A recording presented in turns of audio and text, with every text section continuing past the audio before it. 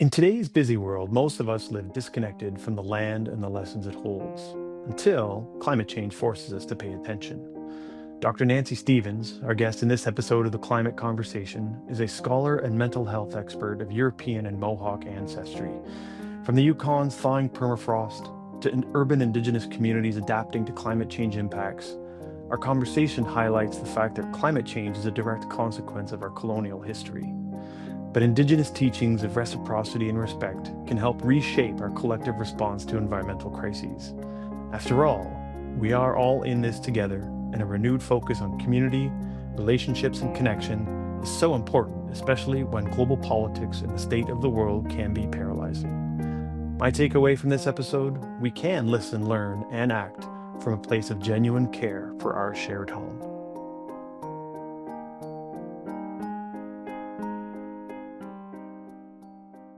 Okay, so my name is Nancy Stevens. I am in the Faculty of First Nation Studies, Associate Prof and Chair for the department, and just landed here in August. August? Yeah, Well, that's pretty recent. it is. How's the transition going? Um, it's going. I haven't lost my mind yet. There's still time. Okay. Yes, I expect it will happen eventually. So, Well, thanks for taking time out of your busy schedule to come and join us for these. So, what I want to do first is kind of run through some like rapid fire yep. questions. It could be like a quick one word answer. Some of these are silly, some of them are a little more serious, but okay, we're just gonna like get to know each other. Favorite color? Blue. Favorite season? All of them. Okay. Cats or dogs? Well, I love them both, but I'm allergic to cats, so it's dogs Okay. and horses. Would you rather talk like Yoda or breathe like Darth Vader?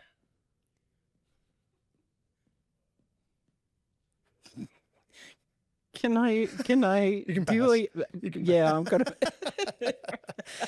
No, Um, you were like, I was like having visions of a friend of mine who used to do the Yoda thing. oh, It's like, I can't do that. okay. But I'm definitely not breathing like Vader. Okay.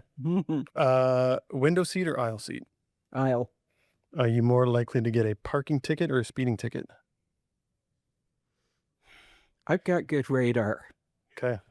So it's a parking ticket. Coffee or tea? Coffee all the way. Okay. Okay. We're Mhm. on the same wavelength there. Do you have a favorite go-to lazy dinner? No, No. Okay. something I'm not cooking is Takeout. yeah, takeout. Okay. Let's see. What's another question here? Do you listen to music? Yeah. Do you listen to full albums or like tracks? Oh, no, these days I listen to a lot of like mixes with no words in it because I can't work into music with I words. I found that the same. It's Yeah. crazy. Yeah. Yeah. The ambient chill playlist is Yeah. Yeah. for work. Yeah. Soundtracks for movies like Lord of the Rings and stuff like that, definitely. But also, whatever. What's the Whatever. one? The Mission has a great soundtrack too. Classical style. Okay. It's really good. No words. Okay. Cool. Okay. Mhm. So we're gonna get into the interview part. That was the repartee. That was just Okay. relaxing and warming up. But I kind of want to know like your motivation for signing up for this. Mhm. Okay. So, um, when I read the email, part of it is I'm brand new, so this is kind of a way for me to get out and, meet people I'm not likely to meet because of I'm over there doing my thing and Yeah. people are doing their thing. But it also really struck me as something that is woven throughout any kind of First Nation studies, Indigenous studies, whether it's social work focus or community focus or history. Climate change it's a thread through everything. So I thought it would be, I, d- I thought it'd be interesting to come and have a conversation. I appreciate that. It took me a long time to write that email, actually, Yeah. and I hesitated and hesitated Mhm. about sending it. I was like, I just wanted this to be right and get people Mhm. interested in the right thing. So, anyways, Mhm. I think it hit the some of the right notes there for you. Mhm. So, in terms of your career as an academic, do you do active research in climate change related things, or is it more a teaching thing, or just the general theme that you see going Well, throughout? perhaps what I should do is give you a sort of a snapshot of my career. Most of my adult life, I've worked as a counselor in Indigenous mental health and Indigenous women's studies. And a big part of all of that, of course, is the collective trauma that people have experienced as a result of colonization, etc. Climate change is just, you know, the current part, the current and growing part of the impacts of colonization. Um, Throughout the whole time that I was doing the counseling stuff, I was also teaching part time, doing contracts in like Indigenous health and wellness, social work um, types of programs, some of them college level, some of them university. Um, and you cannot have a conversation about well being without having a conversation about what colonization has done to the land, to the relationships with the land, to the relationships with all of our more than human relatives. So so that's always been a piece of it. And then when I became a full-time academic in 2020, right as the lockdown happened, Good timing. I defended my dissertation just before. Anyway, but it was the first time that I'd been put into like an Indigenous studies program. All of it before had been social work or social work adjacent. So it gave me an opportunity to create some courses that really sort of dove into looking at land as home. So if you think about, the term Mother Earth, um, and if you think about it from an Indigenous lens, Mother Earth is our first mother. And although we get birth through a biological mother, mother provides for us through food, water, shelter, etc. Yeah. And so we had some, opportunity to really sort of get into that, look at what that means. And this was for Indigenous and non-Indigenous students coming together and having these conversations and sort of opening up that understanding in ways that I think a lot of people don't get the opportunity to think about. So coming here, I'm currently teaching the First Nations 300 course. Next semester, I'm teaching First Nations 200. So the 300 is the research focused course. 200 is more around First Nations studies within an academic setting and some of the tensions that emerge out of that. And so through like I don't know how to do things without centering it in the land, right? When it Yeah. comes to teaching these things. Yeah. So, when you think about how climate change is impacting, you know, how people are doing research now in different communities, even in urban spaces. Like I lived up in Old Crow in the Yukon for a couple of years, and hearing the stories about how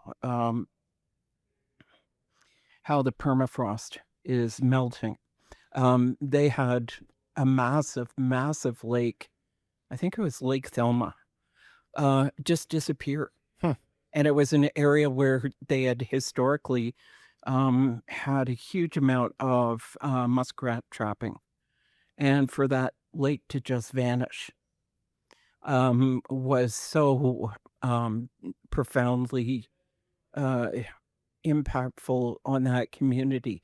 And those and and yet it's a community that's also trying to do things like they have solar panels up and trying to create greener energy sources for the community. So all of these experiences have really informed how I teach what I teach, and also how I research what I research. Right now I've been involved with a sexual assault service back in Ontario. We've been looking at how they provide services specifically for, or how they've evolved their services specifically for Indigenous clients who have experienced sexual violence. And again, it goes back to we need time on the land. Yeah. So, yeah. So it really informs everything. So, I mean, there's a lot of questions I want to ask you, and I'm not sure Mhm. which one to go first with, but it sounds like, you didn't really have like an aha moment like about climate change. It's just like sort of became this pervasive thing that Yeah. it colors everything. Yeah. Yeah. Yeah. Yeah. Well, I mean, I grew up on a farm, Yeah. you know, and so for my earliest memories are being, able to wander around freely. Um, and so when I go back to Guelph, I I re I go through places that I remember were farm fields. But one of the things that I used to do as a kid is I would try and imagine what the land looked like before farms. Hmm. Um, and it just is something that, like I've been involved in some things over the years, like different sort of one-off events or whatnot. And I was part of one a few years ago when we were still sort of a lockdown, but it was looking at eco grief, and so having those conversations about what does it mean to lose ecosystems. Um, and so again, this goes back into the work that I've done, like navigating the social, the emotional, the spiritual, mental, and physical losses that people experience as a result of things that get called progress. And I don't understand how and I think I'm paraphrasing Winona LaDuke here, but how do you call something progress or development when it's killing the very systems we need to survive? And that's a struggle. I have 4 children and 2 grandsons, Yeah. and they're all adults now. But, what kind of world have we created here? Yeah. It's really heavy. Yes, it is. It is. And it's it feels like a thing that had some awareness. There was a lot of sort of consciousness around this, Mhm. lots of talk, lots of words Mhm. about and doing something about it. Mhm. But it seems like not a lot is actually happening. Yeah. Yeah. So in terms of like you've talked already about the fact that this is sort of an end member of colonialism and Mhm. Western capitalism, and this is the Mhm. place that we are now. Mhm. Where where do you see an opportunity to make progress on this or against climate change? Or is it a question of, policies, or is it people, or is there sort of another way to think about this? That's a really good question. Um, I think one of the challenges is we run the risk of becoming so overwhelmed by things that we become immobilized. And I remember having that feeling as I was finishing college, in the program that I had done up in Thunder Bay, and I was just like, I don't know how to solve all the world's problems. Well, when it comes down to brass tacks, it's not my job to solve the world's problems. All I can do is what's within sort of my sphere of control, and really the only thing I can control is me. Hmm. So I try to make choices that are less harmful. And that's really hard when, you go and buy clothing and know that within most clothing there are microplastics and or nanoplastics that are invariably going to end up in the water. It's really hard when you try and buy things that are more sustainable, knowing that people who would like to do that may not have the financial means Yeah. to do so. I think it means that we have to revisit our connection with each other. I think we have to rethink about what community really means. Like I was just on a video video conference thing yesterday, and this is for an Indigenous youth group who is doing some really great work, and they're using AI to record the meeting minutes. Okay. And I'm like, what are you doing? But I don't know if they've thought through Yeah. the impacts of those choices. And so that's a piece to have conversations about, not to condemn people for making the choices that they do, but to say, have you thought about what the implications are? Yeah. Right. I mean, AI is a whole separate conversation, but Oh, yeah. we have to sit down again and talk about that. Oh, let's not. No. Yeah. There's Same. It's Yeah. the same. And Yeah. I feel not like a Luddite, but it's more like this is not a technology that we should be advancing in any way. Well, there's a lot, yeah, and there's so many things that are attached to that in terms of, um, social and economic inequities for people and what that's going to mean. I saw a meme the other day just comparing, people down in the U.S. no longer having access to SNAP benefits, and yet here's Elon Musk getting the $1 $1 trillion. Yeah. I don't know what this is, if it's some sort of a pissing match between billionaires, but geez. Kind of feels like it, actually. Yeah, it does. And, so I think there's a lot of, but I think these are the conversations and the ideas that, as communities, we have to wrestle with. What does it mean to be community? What does it mean to be family? What are the values that we really want to uphold? Yeah. And what needs to be changed, when we've got so many things that are sort of based in mis and disinformation, do we go back to face because that's the only way we know it's real? I don't know. Yeah. Yeah. No, those are really good points. And I think, this idea of focusing on, you can only control yourself. You can't, there's a danger of paralysis or immobilization, I think you Yep. said, if you consider how much there might be to do. And there's this growing sort of sense of like defeatism around climate change, which I don't like hearing. Yeah. People are like, well, what's the point?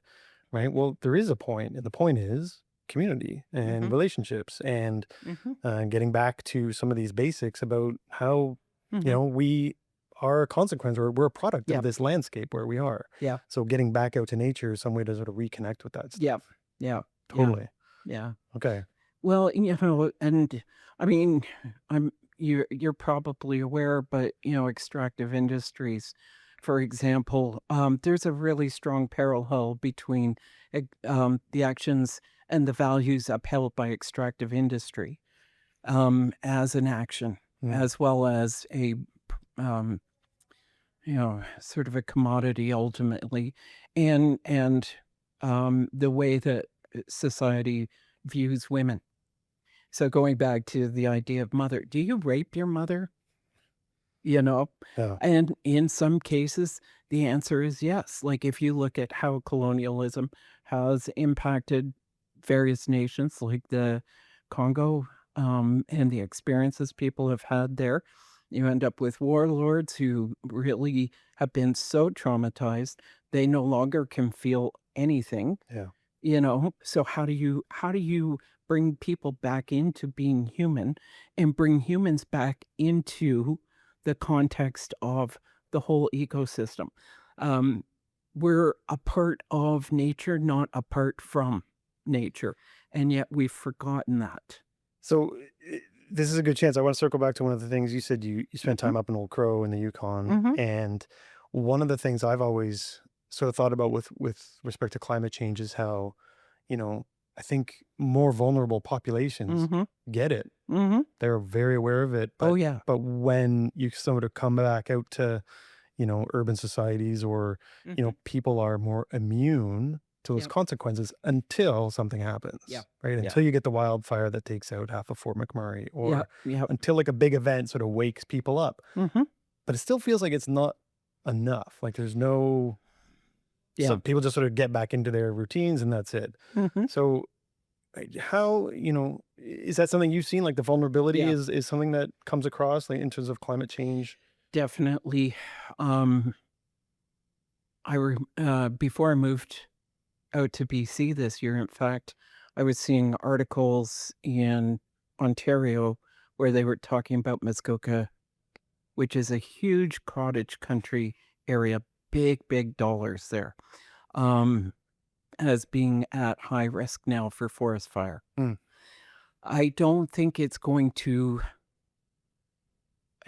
you know, the people with deep, deep pockets and high degrees of influence don't live in Iqaluit or in Old Crow or in Whitehorse even. You know, yeah. they live in places south of us. They live in places like Muskoka. You know, and so it's not until those places start being impacted, I think, before people are going to start doing things. However, at the same time, what I'm also seeing is that communities are actually doing things despite what you know, the more publicly visible policymakers are doing. You know, I mean, the United States right now has got probably, in my opinion, the, the worst president that has ever been seen. And yet there are communities in the US that are still engaged in really trying to mitigate harms from, climate change Yeah. in their regions. Because they're the ones who are going to feel it. And or they're already They're feeling it. already feeling it. Yeah. Yeah. Yeah. Hard cosign on that worst president ever Mhm. comment. I'll put that on the record. Yeah. um, this kind of brings this idea of there's kind of two options. One is adapt, the other is mitigate and try and reduce the impacts of future Mhm. climate change. And we kind of have to do both, right? That's always been Mhm. my, you can't, every time I do an interview about climate change, I say you gotta, if you want to get out of the hole, you got to stop digging, Yep. right? Yep. Step one. So, Yep. but Mm. that always sort of falls apart. And we're always talking about how do we adapt to the changes? Are there Mhm. things you've seen in the communities you've lived in, or places or people you've worked with, on how, even on a day-to-day scale, or maybe like the people are like Mhm. aware of this and they're sort of figuring out how to adapt and change their own behaviors or patterns to deal with it? Yeah. Well, I mean, certainly what I've seen in some places. Um, and also just, like, watching, um, on, like, some of the documentaries and stuff, like, people, um, bringing back wetlands Hmm. so that they can reduce the risk of flooding in their areas, as an example. But also, like I was saying, up in Old Crow, doing things like installing solar panels so that the community doesn't have to rely on diesel for its generators. Um, it's yeah, there. I mean, there are all those little bits and pieces. Most of what I've seen, like in the Ontario region, has been really sporadic. Because right now, well, since 2018, Ontario's had a premier that has, you know, um, when he first took office, he canned, what was it? I don't know, I can't remember. There was a whole bunch of, like, green energy projects that had already been committed to, etcetera. Um, and you kind of shake your head at that because, eh, eh, you feel like some people are taking 2 steps forward, but then it's 5 back because of political Yeah. changes and stuff. So, We see the same thing in Alberta with mhm. Danielle Smith. We see the same thing with Yep. Trump in the States, like just Yep. rolling back any efforts to sort of Yeah. diversify energy sources or economies Mhm. is sort of seen as, and I think it ties back into this idea of climate change as a consequence of Yep. colonialism and capitalism. So, one of the things that you get taught when you take, sort of, human behavior type courses, whether it's psychology or whatever, is that change always induces resistance. Hmm. So, on many levels, we have people who are really wanting to do all the constructive changes, etc. And on other levels, we have other segments of society that are resisting like crazy. So if you were to think of the whole human population as a single being or as a single family, we have those who are saying, yeah, we need to change. Let's do this, Mhm. and do all the, rah rah stuff. And then you have the other ones, like, no, change is too scary. Don't do this. It means I'm going to lose and blah, blah. So I mean, a lot of what we're seeing is really so fundamentally human Yeah. in terms of its behavior. The thing of it is that it- we have to persevere, you know, because the generation or generations that are resisting, those people eventually will no longer be here. And the generations who are, the ancestors and the elders to come, they will be taking up those responsibilities. And so, for people who are trying to work to adapt, to mitigate, to, sort of maybe think about what does it mean to be human in this time, that's where those ideas and those values can be passed forward. But that's where the teaching becomes so important, Mhm. right? Absolutely. Whether it's from like a elementary school all the way up into Yeah. post-secondary education is getting, the future elders. I love the way of putting that, to have that Mhm. impression and that concept in their minds that this Mhm. is something that is really important. Mhm. Mhm. In terms of teaching, Mhm. climate change is sort of incorporated into your courses in terms of Yep. a back to land or Yep. getting back in touch with Mother Nature kind of approach. Has it? How do students respond in your classes? Well, from here, I've had in the research course, I've had a number of students who are in the planning program. And I think for them and for the other students who aren't, but I think it's made a lot of sense.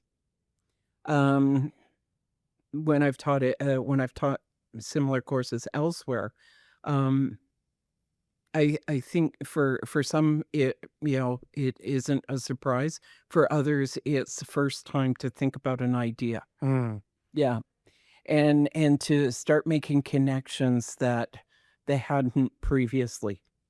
So Do you get any resistance, or is it more people are just sort of, oh, only that's an interesting. the only time I've encountered resistance is when, I've been teaching like a intro to First Nations studies kind of course, and it's a mandatory course. Not everybody's ready for that. Yeah. And even the ones who do resist, oftentimes, by the end of the course are opening up. That's good. Yeah. Yeah. That's a win. You put that It one in it the win really column. is, it Yeah. really is. Not everybody gets there, and sometimes you get, uh but even then, it's like, just as a nod to my Mohawk ancestry, it's like we're seed planters. We plant seeds, and that seed might not bloom this week, it might not bloom this year, but you know how some seeds, they go dormant for a long time? Mm-hmm. Eventually, you water it, or you set some fire to it and up it comes. It's like cicadas every 17 years, Yeah. something like that. Yeah. Something like that. So I think,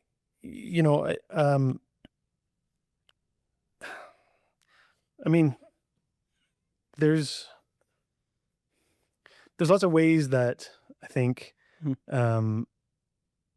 this course in particular is sort of attempting to make some of those connections, Mhm. just sort of make people aware Mhm. of, not just the science of climate change, which is kind of my background, but like the Mhm. impacts and the adaptation Mhm. and this idea of action on climate change. And Mhm. um, are there specific things that you would want students taking the course to walk away with? Two things. There's an elder by the name of Tom Porter. He's from Akwesasne. Um, and the first time I ever saw a documentary with him in it, he talked about how everybody is indigenous to somewhere.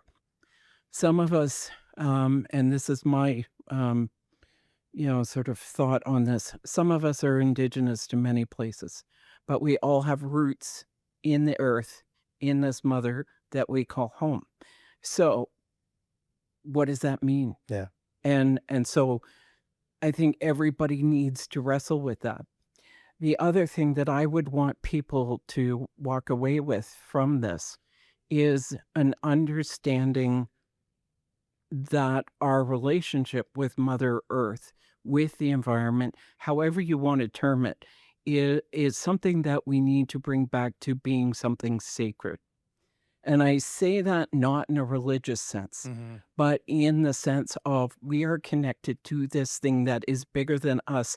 And because it supports us, we don't support it. We need to shift how we understand that relationship and what that means in terms of our responsibilities. Indigenous peoples will talk about the importance of reciprocity, Yeah. and of respect, and there's the sacred teachings like grandfather teachings and stuff like that.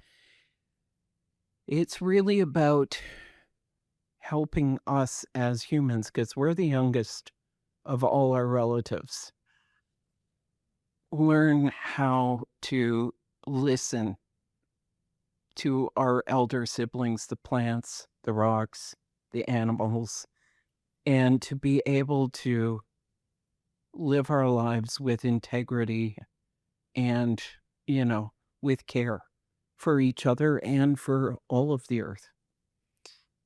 That that's fantastic. Thank you for being the first guest on this You're course in this journey. you're very welcome. I do want to say I saw Jeremy Dutcher performed Oh, on nice. Saturday night, Yeah, and he yeah. said he had this great line about he's talking about the elders, and he's got these recordings of Mhm. his Yes. elders and his ancestors from 120 years ago, and Mhm. he said he stopped at one point and he said, you have elders too. Indigenous people, we don't have a monopoly on elders. We're just the ones who listen to our elders. That was a Yeah, yeah. great line. So, Yes. but Yeah. listening to our elders Yeah. and the wisdom, not just of our human elders, but Yeah. beyond. One Fantastic. one of my favorite authors, probably unsurprisingly, is Robin Wall Kimmerer, Oh yeah. Braiding Yep. Sweetgrass, and the other book that she wrote, The Serviceberry. Yep. Um, but she talks about that gift economy, Yep. um, and the honorable harvest, and that's what I mean when we need to go back to this idea of seeing things as sacred. It's not. We shouldn't be taking life, whether it's plant or animal or human, without understanding what the implications are, and that we have a responsibility to then honor that life that's given. Yeah. Yeah. So, Nancy, thank you so much for you're coming in. very welcome.